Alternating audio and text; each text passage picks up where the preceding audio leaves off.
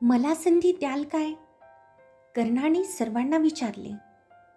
महाराज धृतराष्ट्राने आपला राजदंड उचलून द्रोणाचार्यांना कर्णाला संधी देण्यास सांगितले.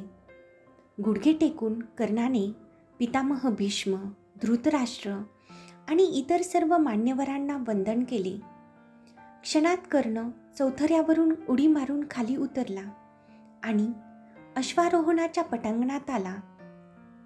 तेथील मधल्या घोड्यावर उभे राहून एकाच वेळी 7 घोडे पिटाळू लागला. धावत्या घोड्यावरून सहजच तो हत्तीवर चढला.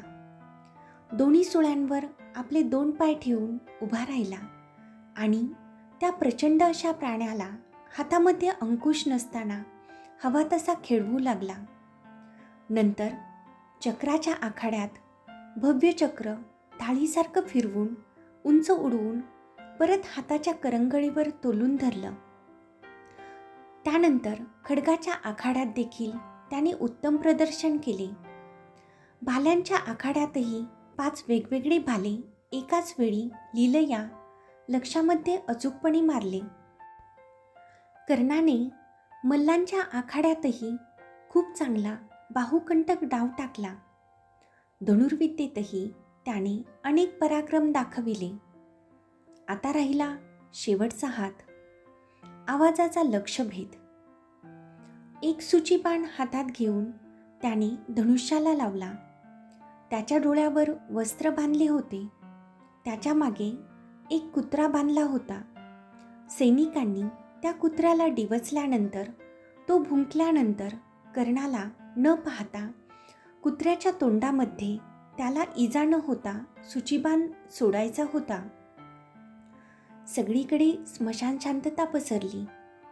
कर्ण अतिशय काळजीपूर्वक बाण सोडण्यासाठी येणाऱ्या आवाजाची वाट पाहू लागला. आवाजाचा एक मंजू स्वर त्याच्या कानावर आदळला. धनुष्यातून बाण सुटला नाही, तोच कुत्र्याचं भुंकणं ऐकू आलं. सगळं काही एका क्षणात होऊन गेलं. बाण तर धनुष्यातून सुटला होता, कुत्रा अजूनही भुंकत होता.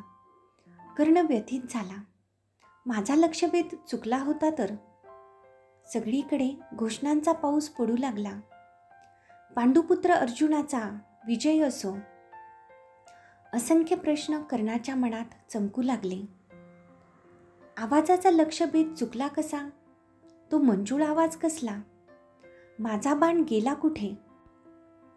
गुरु द्रोणाचार्यांनी नीलकमलांची मानाची माला अर्जुनच्या गळ्यात घालण्यासाठी आपला हात उंचावला. तेवढ्यात पितामह भीष्म राजदंड उचलून म्हणाले, थांबा. अर्जुन आजचा सर्वश्रेष्ठ धनुर्धर नाही.